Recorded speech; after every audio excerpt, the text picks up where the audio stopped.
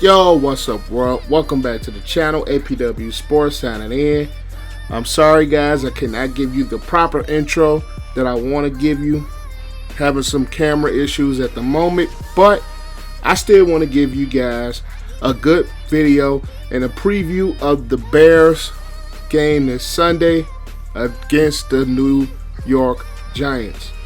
But before I get into my preview and predictions, about 60% of the people that watch my channel are not subscribed to the channel. We are on the road to 1,000 subscribers, and if you are one of those people that are not subscribed to the channel, do me a favor and click that subscribe button down below, and also click the notification bell so you will not miss a video that I post. But let's get into this week 2 Chicago Bears versus New York Giants preview. Y'all know what time it is. Without further ado, let's dive into it.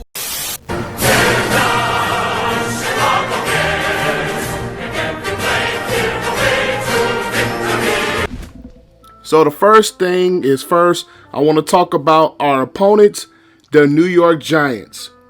This New York Giants team is not going to be a very good football team.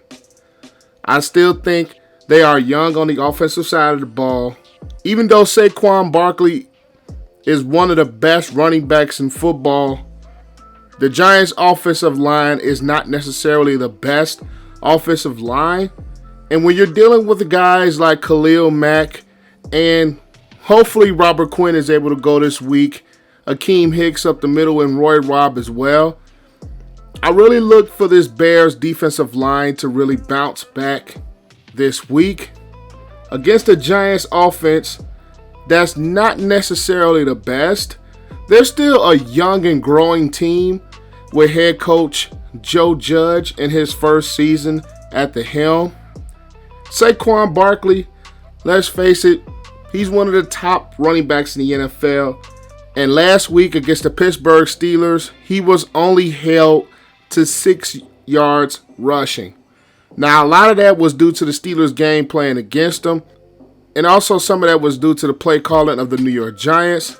And also, the offensive line did not play very well in the running game or in the passing game, as Steelers' Bud Dupree and TJ Watt had really good games, pressuring the quarterback and causing havoc against this New York Giants offensive line. On the defensive side of the ball for the Giants, they are not a really good defensive team. Even though this Bears offense is not necessarily in rhythm or they don't start fast, this Giants defense has some holes, especially in the secondary, where Ben Roethlisberger had a really good day last week against that defense.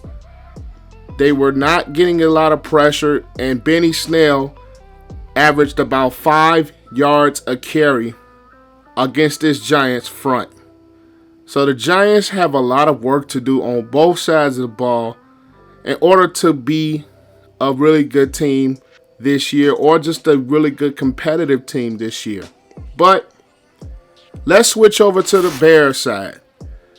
The Bears on offense, let's face it, we have problems.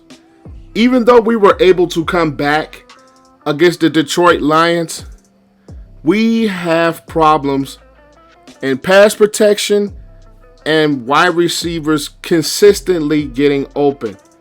And another part that I think is the issue with the Bears offense, I still think Matt Nagy has not used the full capabilities of Mitchell Trubisky, which his athleticism. I need to see more RPOs out of this offense. I think we need to see more play action. The running game was really solid, and they really gashed the Lions defense. But I think in the passing game, more RPOs are needed, more rollouts, and more bootlegs are needed. And the Bears offense has to start fast. Even though this Giants team is not really a very good football team, I think the Bears offense needs to start fast to improve with the season ongoing and to not get in a game where they are playing catch up, because you cannot do that consistently game in and game out in this league. Playing catch up from behind eventually is going to bite you in the butt. So this Bears offense really needs to start fast this week. Now let's flip over to the Bears on the defensive side of the ball. This Bears pass rush was not getting home and did not really get to Matt Stafford, only having 1 sack in the entire game, and that sack did not come to about 6 minutes left in the fourth quarter by Akeem Hicks. Now, we lost Robert Quinn last week. He did not play, and I think that really hurt this Bears front. And Eddie Goldman's presence not being in, I think is really being felt, because he's one of the premier nose tackles in the game of football. And if you don't have that up front as well as Robert Quinn, it really showed up front that this Bears front missed both of those guys. We're not going to get Eddie Goldman back. Hopefully, let's just say hopefully, Robert Quinn is able to go this week to take more attention off of guys like Akeem Hicks and, more importantly, Khalil Mack. Khalil Mack was basically silent against this Lions front because at the end of the day, he was getting double and triple team, and he was getting more of the attention because opposite of him was not a guy of Robert Quinn's caliber. Now in the secondary needs work. Jalen Johnson really played well. He had some hits and he had some misses with that tip ball at the end. The linebacking core for the Bears did not play very good at all. Trevathan or Smith, I didn't see them have a lot of impact on that game last week. And with the secondary, we did get an interception. Jalen Johnson was able to bat the ball at the end. And let's just be honest with ourselves. If it wasn't for DeAndre Swift dropping that touchdown, we could be talking about an 0-1 Bears team. But my predictions for this coming game is that the Giants offense is going to struggle a bit. I think this Bears team is going to come out firing on the defensive side of the ball. They really have a point to prove because last week, Adrian Peterson had a really solid day. Just being signed by Detroit and against the Bears front, that's usually not a bad team against the run like they were last week. And I think Robert Quinn might be able to go, and if he does, that adds a whole new element to our front seven. Eddie Jackson played well last week, as well as Kyle Fuller. And I think this Bears offense, hopefully we're able to use the bootlegs. Hopefully we're able to use the RPOs and switch up the play calling a bit to take the pressure off of Mitchell Trubisky just being a sitting quarterback. And we have to use his athleticism. The prediction of this game is that I think that the Bears will come out with a W, and I say it's going to be a score around 21-17. I don't see this Bears offense pulling up a lot of points, but I really see them getting some type of rhythm going, especially in the running game. And this Giants secondary can be had, and the Giants defense is not necessarily that great.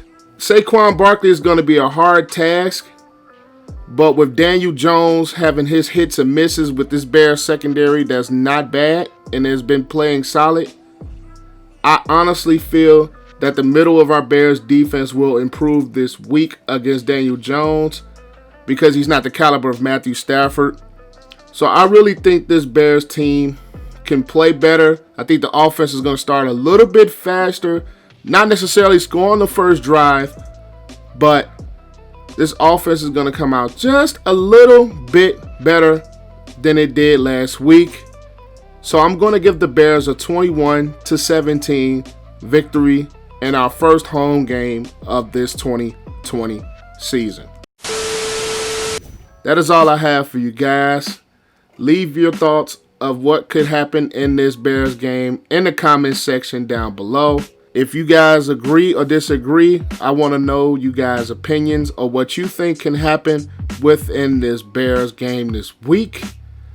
But also like, comment, and share and subscribe to the channel as we are still on the road to 1,000 subscribers. But I am APW Sports signing out.